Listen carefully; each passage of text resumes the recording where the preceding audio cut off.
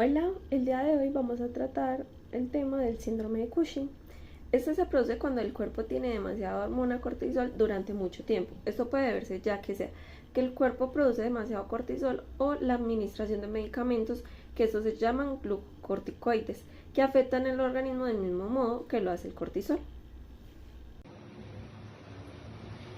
Ya mi compañera Valentina nos explicó un poco sobre qué es el síndrome de Cushing. Ahora yo les voy a explicar sobre la fisiopatología o qué pasa en el cuerpo para que este síndrome de Cushing se lleve a cabo. Entonces, principalmente sabemos que el síndrome de Cushing se da por unos niveles altos de cortisol. Esos niveles altos de cortisol se da por, digamos por así decirlo, en el control de las glándulas suprarrenales. Esto puede ser de manera de adenoma o de carcinoma, lo que podríamos denominar como entre comillas normal y por una proliferación inadecuada de las células, ¿cierto? Entonces, usualmente sabemos que esas glándulas suprarrenales y ese aumento de cortisol se da en la corteza suprarrenal hiperfuncionante o hiperestimulada. Entonces, cuando esta corteza funciona demasiado, va a hacer que se libere mucho cortisol, lo cual nos va a generar un síndrome de Cushing. Pero ¿qué pasa? Para que se libere ese alto nivel de cortisol pueden haber varios factores. El principal es que puede haber un aumento del estrés, lo cual nos va a liberar el cortisol. También tenemos que tener en cuenta que el cortisol nos va a ayudar en el control de la presión arterial, lo cual nos va a ayudar, digamos, en este caso, a una variación de la misma. Y usualmente tenemos que tener en cuenta que el cortisol nos ayuda a reducir la inflamación. Entonces, cuando hay enfermedades inflamatorias, podemos tener altos niveles de cortisol por el uso de los glucocorticoides, ya sea por asma, sea por lupus, sea por artritis o sea por otra enfermedad que estemos usando glucocorticoides. Entonces, tenemos que tener en cuenta que cuando una de las mayores causas, aproximadamente en el 85%, es cuando hay un adenoma hipofisiario. ¿Qué pasa? Cuando hay un adenoma hipofisiario hay un descontrol en los niveles de ACTCH, hay un aumento descontrolado y sabemos que la ACTCH es la hormona estimulante de las glándulas suprarrenales. Entonces, si sabemos que hay demasiada hormona estimulante de las glándulas suprarrenales, y dijimos que cuando hay una corteza suprarrenal hiperfuncional, esas glándulas suprarrenales están yendo demasiado rápido, por así decirlo, están liberando demasiado cortisol. Entonces, eso nos llevaría a un aumento de cortisol, lo cual nos puede llevar a un síndrome de Cushing. Bueno, teniendo claro la fisiopatología del síndrome de Cushing con los niveles altos de cortisol, voy a mencionarles 4 causas. La principal es adenoma hipofisiario productor de adrenocorticotropina. ¿Qué pasa? Cuando existe este adenoma, hay un adenoma hipofisiario que usualmente crece en la glándula pituitaria, ocasionando que la glándula suprarrenal se hiperestimule, como lo habíamos mencionado anteriormente, lo cual nos va a dar unos altos niveles de cortisol. La segunda causa es un tumor ectópico productor de adrenocorticotropina. Usualmente este es una de las causas más raras que puede tener. ¿Y qué pasa? Este crece en algunos de los órganos que normalmente no producen esta hormona, pero cuando crece este tumor hay dicha liberación en esos órganos. En tercera instancia tenemos unos tumores o enfermedades que se dan directamente en la glándula suprarrenal, nuevamente como lo habíamos mencionado, aumentando los niveles de cortisol. Usualmente el que se conoce, lo podemos conocer como adenoma suprarrenal, que se da en la parte externa, por eso es supra, porque está encima de las glándulas suprarrenales de la glándula como tal. Entonces, es una causa no cancerígena. Usualmente también tenemos que esos tumores, esas enfermedades, hay una causa cancerígena que sería un carcinoma corticosuprarrenal. En última instancia, o como última causa, tenemos lo que vendría siendo el síndrome de Cushing familiar, o algo que sería pues por herencia como tal. En este caso sería la herencia la tendencia de desarrollar los tumores en glándulas endocrinas. Para el diagnóstico de este se deberá revisar todos los medicamentos que estés tomando, ya que el tomar glucocorticoides es la forma más común de desarrollar el síndrome de Cushing. Este puede ser un proceso largo y complejo, pero te remitirán a un especialista en enfermedades hormonales llamado endocrino. Este hará un examen físico y buscará signos y síntomas. Si tú no tomas glucocorticoides, hay otras pruebas que ayudan al diagnóstico. Está el análisis de sangre u orina. Si es de orina, este se debe tomar durante 24 horas. Estos dos ayudan a medir los niveles hormonales y de corticoides.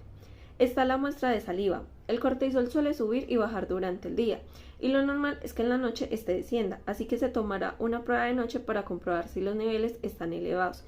Y por último tenemos la tomografía o resonancia magnética. Esta nos permite tener imágenes de la glándula pituitaria para detectar tumores.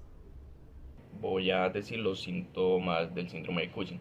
Los síntomas del síndrome de Cushing pueden variar en funciones del nivel del exceso de cortisol. Los síntomas más frecuentes son el aumento de peso en el tronco con brazos y piernas delgados, el aumento de peso en la cara, lo que se denomina cara de luna, una acumulación de grasa entre los hombres, también conocida como joroba de búfalo, estrías color rosado o púrpuras en el vientre, las caderas, los muslos, los senos y las axilas, piel fina y frágil y que se pone fácilmente morada, cicatrización lenta, acné. Aquí viene también los síntomas que pueden presentar las mujeres con este síndrome: crecimiento de vello denso y oscuro en la cara y el cuerpo. Esta afección se denomina hirsutismo. Periodos menstruales irregulares o ausentes. Bueno, síntomas también que pueden presentar los hombres con este síndrome: disminución del deseo sexual, disminución de la fertilidad, problemas para alcanzar una erección. Y otros posibles síntomas de este síndrome serían cansancio extremo, debilidad muscular, depresión, ansiedad, irritabilidad, dificultad para controlar las emociones, dificultad para concentrarse, insomnio, presión arterial alta, dolor de cabeza, infecciones, oscurecimiento de la piel, pérdida ósea y crecimiento atrofiado en los niños. ¿Qué debe hacer o cuándo debe consultar a su médico? Llamar al proveedor de la atención médica si tiene síntomas de este síndrome como tal, especialmente si tomas medicamentos glucocorticoides para tener un problema de salud como asma, artritis o enfermedad inflamatoria intestinal. Listo, con este síndrome también se presentan algunas complicaciones. Este síndrome sin el tratamiento puede causar complicaciones como las siguientes: pérdida ósea, también llamada osteoporosis, que puede derivar en fracturas de los huesos; presión arterial, también llamada hipertensión; diabetes tipo 2, infecciones graves o múltiples y pérdida de masa y fuerza muscular. Bueno, en cuanto al tratamiento del síndrome de Cushing, el tratamiento varía dependiendo de la causa por la cual se dé el síndrome. La primera causa por la cual se podría dar es porque el paciente en su momento tomó mucha cantidad de medicamentos como glucocorticoides. Esto básicamente afecta o produce el síndrome de Cushing.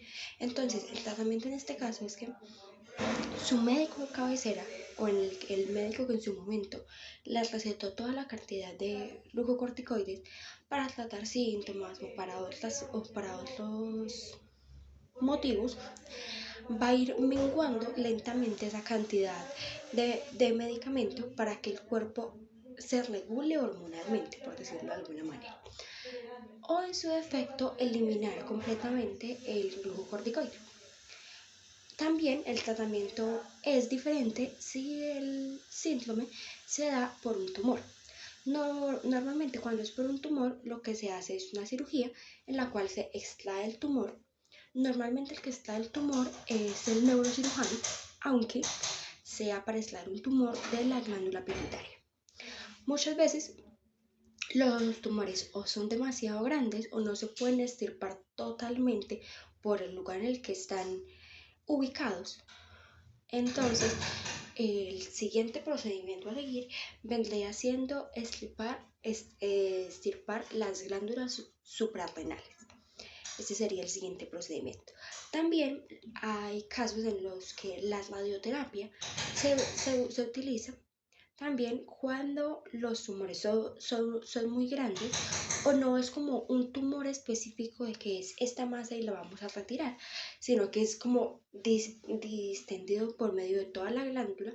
Se utiliza la radioterapia, así como cuando hablamos de un tumor de cáncer, que se utiliza la radioterapia para intentar disminuir o eliminar el tumor y que la persona deje de sufrir los síntomas al cuerpo generar tanta cantidad de cortisol y de las otras hormonas que son necesarias para que se produzca este síntoma. Bueno, en cuanto al tratamiento farmacológico, normalmente se utilizan diferentes fármacos para ayudar a equilibrar la producción de cortisol en el cuerpo. Algunos de ellos son el ketoconazol, oscilostato, mitotano. Estos son como los medicamentos más comunes. Y también hay un medicamento que se utiliza mucho en los pacientes que tienen síndrome de Cushing y a la vez tienen diabetes tipo 2, que es la mefistina.